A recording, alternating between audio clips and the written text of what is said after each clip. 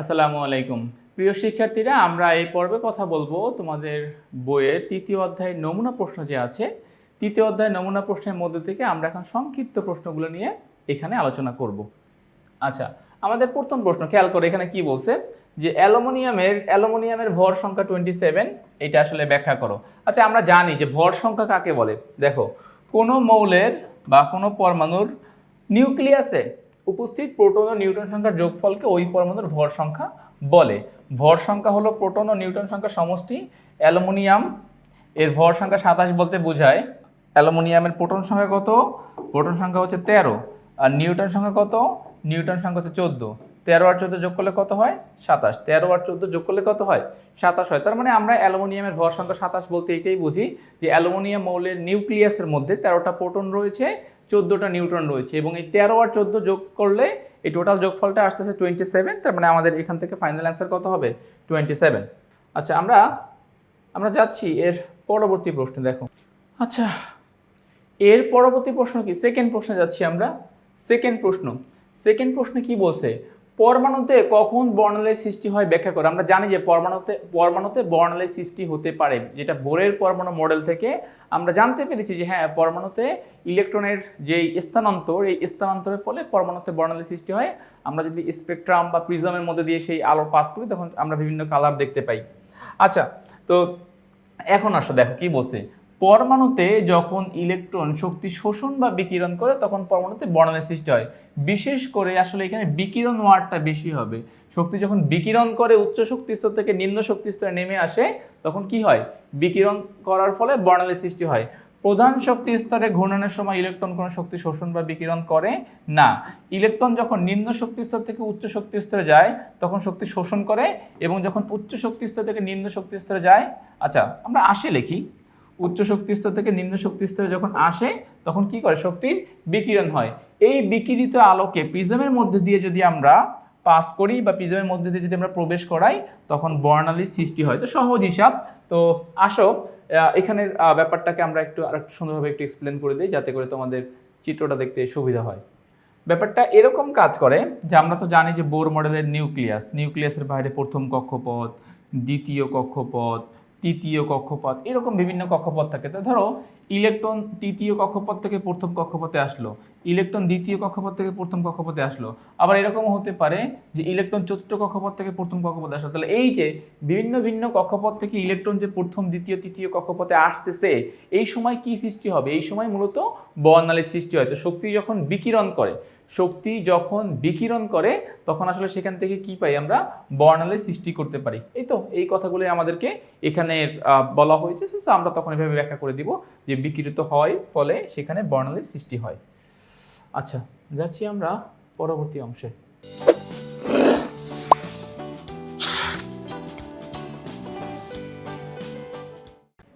Next প্রশ্ন দেখো, ইলেকট্রনের আপেক্ষিক ভরকে শূন্য ধরা হয়। আমরা কিন্তু দেখো যখন তুমি কোথাও পরমাণুর ভর নিয়ে কথা হয় তখন কিন্তু দেখো, আমরা তো জানি যে পরমাণুর মূল কণিকা 3টা, বলার সময় কিন্তু বলি মূল কণিকা 3টা, ইলেকট্রন, প্রোটন, নিউট্রন। কিন্তু যখন তুমি ভরের বেলায় আসো তখন কিন্তু তুমি ইলেকট্রনকে হিসাবেই নাও না, তুমি বলো প্রোটন সংখ্যা নিউট্রন সংখ্যার যোগফলকে আমরা ভর সংখ্যা বলি।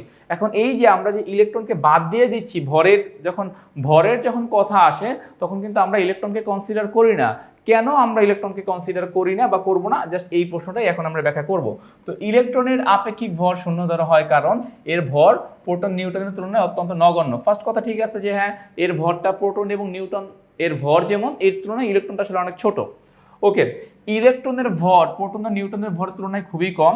একটি ইলেকট্রনের ভর একটি প্রোটনের ভরের প্রায় 1/1840 অংশ। দেখো তো এই সংখ্যাটা কিন্তু খুব ছোট একটা সংখ্যা।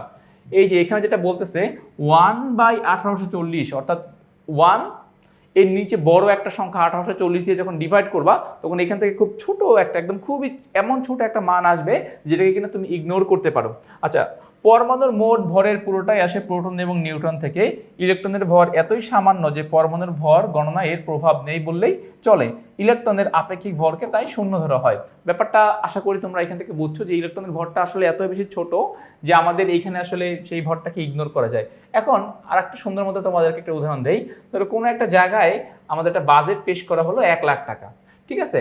এখন ধরো দুইজনে মিলেই 99,000 990 টাকা ডোনেট করে দিল, একজনে দিল মাত্র 10 টাকা। তাহলে এই যে টাকাটা দিল, তো এর এর এর এর কি কোনো দাম আছে? এর 10 টাকার কি কেউ মূল্যায়ন করবে? ব্যাপারটা এরকম যে টোটাল যে ভর, এটার ম্যাক্সিমাম ফিল আপ করে প্রোটন আর নিউট্রন। ইলেকট্রনের ভরটা খুবই সামান্য। এখন আমরা জানি প্রোটনের ভর কত, 1.673 10⁻⁻24 গ্রাম। ইলেকট্রনের ভর কত, 9. দেখো ইলেকট্রনের ভরটাকে, আচ্ছা ইলেকট্রনের ভর কত, 9.11 × 10⁻⁻28 গ্রাম।